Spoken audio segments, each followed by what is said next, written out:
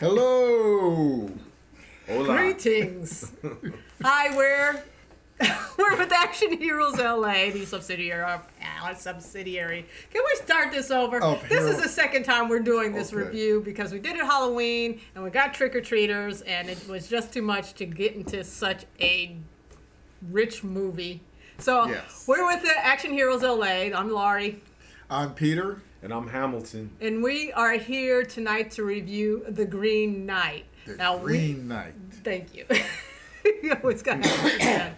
Now, we watched this several weeks ago. Has it been a month? Has it been two? I think something we like saw that. it in September, actually. Yeah. We saw it a long time ago. And it's been maybe about a week or about 2 weeks since we rewatched it. Mm-hmm. And but one of the things, this movie, after watching it the first time, we've been talking about it for the weeks since. Yeah, ever since. It was just something. So, Ham, you want to go first about your impressions of The Green Knight? Oh, let me tell you, The Green Knight, starring Dev Patel, Alicia Vikander. I got notes. Joe Egerton, as directed by David Lowery, and it is the background of it. It is based on a medieval poem about Sir Gawain and the Green Knight. I really enjoyed this film. It was a pleasant surprise. I hadn't even heard about this film, Laurie, until you mentioned it. It's to me, it's really it's really special to see a film. Oh, okay.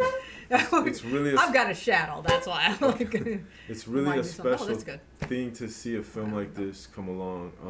It caught me by surprise. Everything about it is great. It's visually like a cinematic feast. The visuals are incredible. I want to say this is not a film that's going to appeal to everyone. I don't think. I think it doesn't have the qualities of a Hollywood blockbuster, but that's kind of what I like about it personally, is that it's a film that challenges the viewer to really want to understand what's really being said. I'm gonna let you guys talk. I don't want to overstate anything. Yeah. You don't want to, interrupt Peter's coughs. He walks away. So The Green Knight is based. It's a mythological movie, and it's hard to talk about this one. We were on a roll last time, and we're starting over. Oh my gosh! I could say more, but I don't want to oversell it. It's no. As you're saying, it's a hard. I think it is. It's not something I could recommend. Really, I love the movie. Yeah, I love but this film. it's such a kind of a head trip kind of movie. The way it's not your typical knight in shining armor battling bad guys type of action-packed movie at all. So do you want to get into like a synopsis of the plot? Well, for me, it was not the type of movie I would search out and look at. Right. That's true. I agree. Although there were some things in it that were surprising. One of the things, it is based on the Knights of the Round Table. It's part of their story. In the film, the round table is actually like a donut. There's an opening in the middle. Right. It's more like a U or a C, actually. Yes. So. Yeah. Which it intrigued me. Right. And when the main act was happening in there, I was fixated on the movie. Right. Now again, I say it's not the type of movie I would look at. It's very slow, very methodical, very contemplative. Yes. Contemplative. But at the end of the movie, I couldn't stop thinking about it. I couldn't stop talking about it. It was like I got into the movie. It was very slow. I don't like slow movies. I love this movie. Right. You know, It gave you a lot to think about. It gave you a lot of themes to like really ponder and that you could relate to. So yeah, so it is based. What the kind of the basis of the story is, you have, and in this particular interpretation of it or telling of it, you have Sir Gawain. He hasn't done anything really to earn his knightly title. He's the nephew of King Arthur. He's hanging out. He's kind of a entitled young man. Yes. Yeah. Yes. So he has all these things he hasn't earned, and there's a meeting, Christmas Day meeting of the Knights of the Round Table with the King, and during that meeting, the Green Knight shows up, and the Green Knight makes an offer for anyone who can. It's a game. Yes. Whatever the person does to him at the Green Knight in 1 year's time, he will do to them, and like anybody willing to take this challenge. And so Gawain, who hasn't done shit in his life yet, decides, in front of all the other knights, like, and which you pointed out, like his ego gets kind of like strong. It's like, I'll take up the challenge, and what he ends up doing is chopping off the dude's head and stuff, because he's like, this is also a threat coming into our round table and our place. So what he wasn't expecting is for the Green Knight to pick up his head and like, see you in a year, but bitches, and ride off.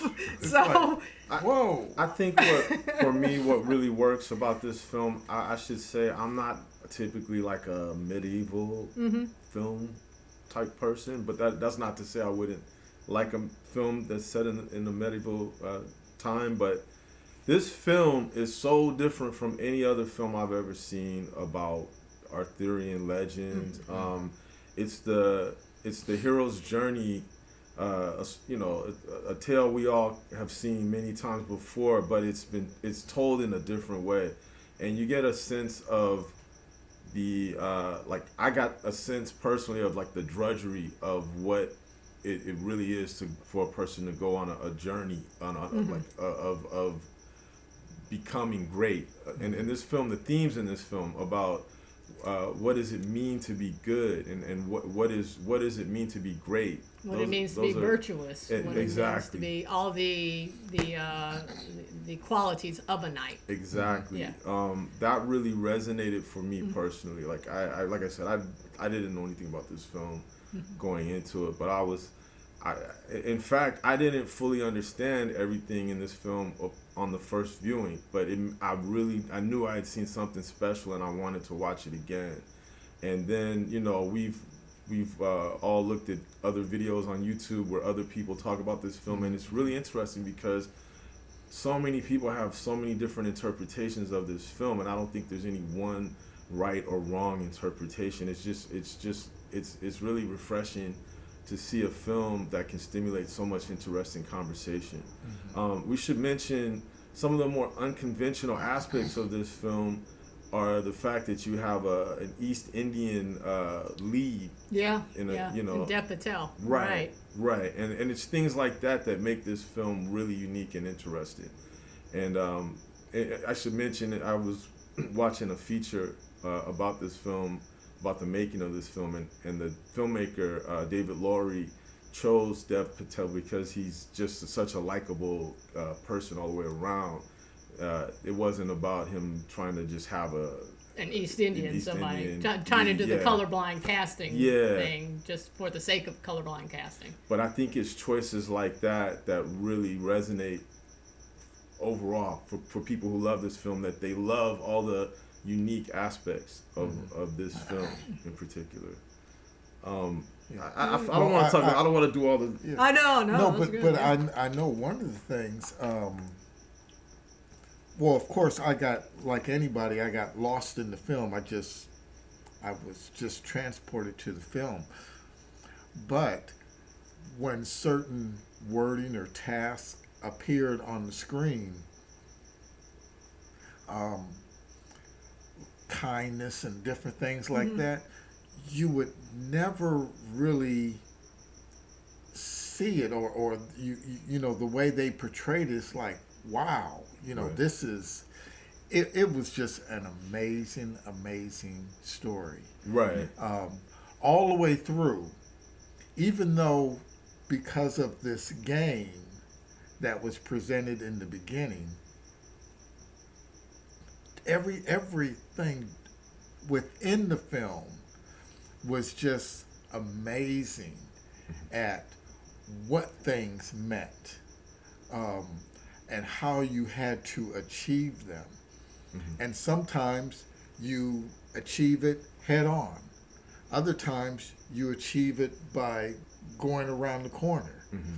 You know, because although you tried to go head on to it, you didn't achieve it.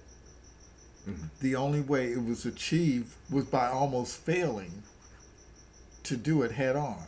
Oh, And and like you said, because we looked at a lot of YouTube stuff yeah. afterwards. It to was hard not to look out to try and look at what other people thought of this movie and what they got out of it, right? Right, and even some of the scholars, which I agreed with certain things. Well, in the second time watching the movie, I said, no, actually, it's like this. So you start to understand how everybody had different takes on this movie, but it was just really good. It was just a really good I want to movie. get into the origin story of this. Now, when I selected this movie because I was aware of the story of the Green Knight. I had heard it before. I'd heard a very shortened version of it. I haven't read the original text or anything. So I knew what was the basic story and what was going to happen, but you guys didn't. So I was really interesting to see, especially as I was watching this. And this is a mythological story. And it's weird, like most mythology is when you read it. You know, it's got some strange stuff going on. And so when we were watching it, I'm like, are they just going to think this is bizarre and like, what the hell is this? Or are you going to feel something or get something out of it, which the best mythology does? And then afterward, I showed you the clip that I've watched for like the last 20 years. And it's Joseph Campbell talking about this story in the Power of Myth series that was on PBS for the last 40 years. So which is great. And I suggest looking for that clip because it is on YouTube if you want more explanation of the story. And so this is the reason why it's resonate is because that original story, like all great mythology, we can relate to it on some level that like we can't even understand. Right. And that's why it's like we're constantly, there's so many interpretations. And they're all relatable. They're all understandable. Everybody comes at it because that mythology is deep like that. I'm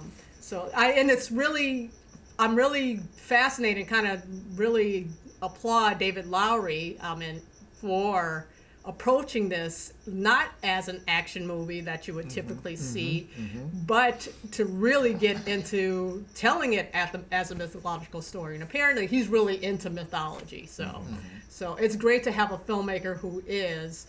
I do want to state, because once this Joseph Campbell series came on in the late 80s, and it was people heard that he influenced George Lucas in creating Star Wars.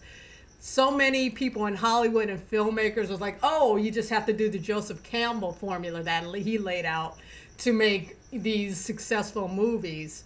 And I've seen so many, it's like, oh, here they're doing, I can just see it. They're doing the hero's journey arc, you know, they're hitting all the points and stuff.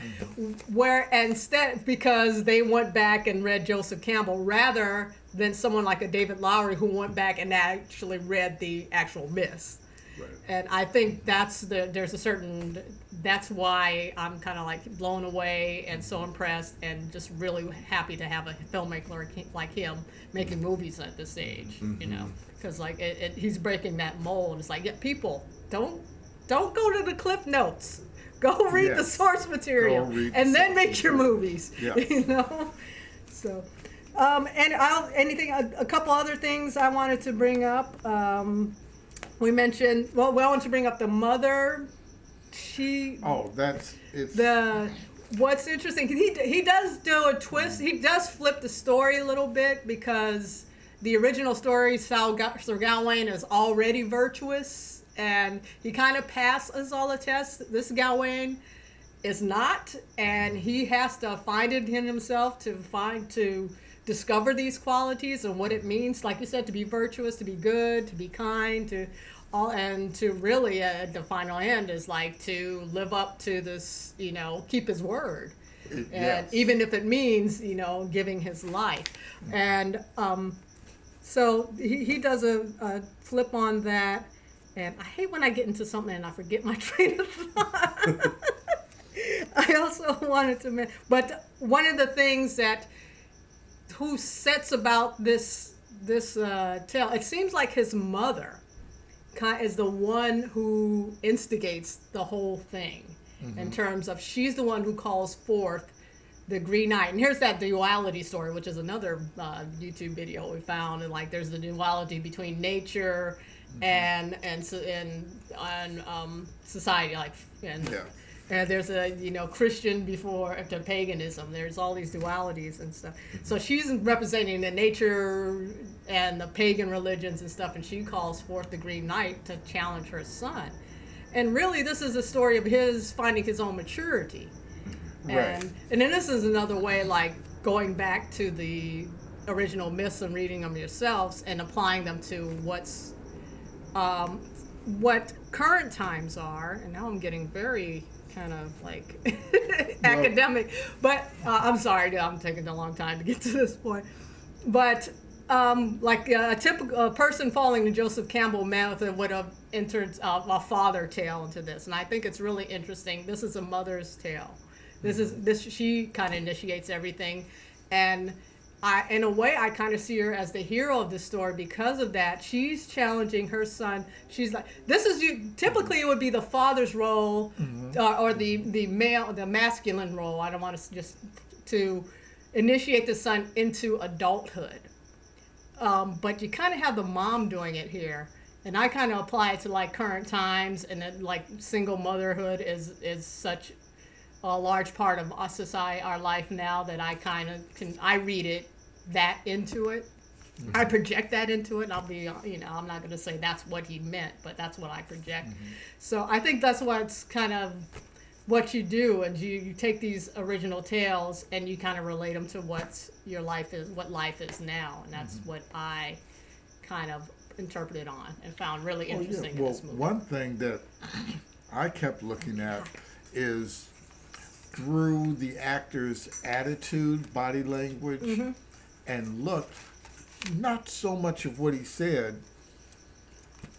He was offered, or I shouldn't even say offered, but he was told, you are going to be by the king. Then he said, but I didn't earn anything for that. For that seat, I didn't do anything for that seat. I didn't earn it. So once he was there and he got it, when the game came up that the Green Knight approached with, he was like, I'll do it because I want to, I have to earn the seat that I was given. Right. And then it was like, okay, you have to understand this. He has no understanding of what it means, though. Yes. And the other knights, I took it as, you see, these brave knights did not bite at that challenge. Right. So he did. And then after he met the challenge, he's like, ha, I met it. He goes, oh no, your journey's just starting now. You thought you did something great. Yeah, you didn't. And that's another thing, is like he was a very entitled young man, and I think, us being older, we kind of see like the millennials and the Gen Y as a much more entitled attitude towards life than we may have had or any our previous generations. And I think this, so to me, this again, maybe projecting it, this character so reflects kind of the youth of this time and the things they need to learn about, you know, what it truly is to be. I mean, you have a lot given to you. You haven't experienced enough to really earn your your position, your right, and your status in life. And it seems that everything he's thought he was up here. Right. At every turn, and then it was like, no, you're way down here. You have to earn that. Yeah. And then as soon as I wouldn't even say as soon as he earns it, as he's trying to get up those stairs to that part. Oh, I'm sorry. You have to go over here now. Oh, now you have to go over here. Oh yeah, And it's just like whatever way you thought you were supposed to go. Nope.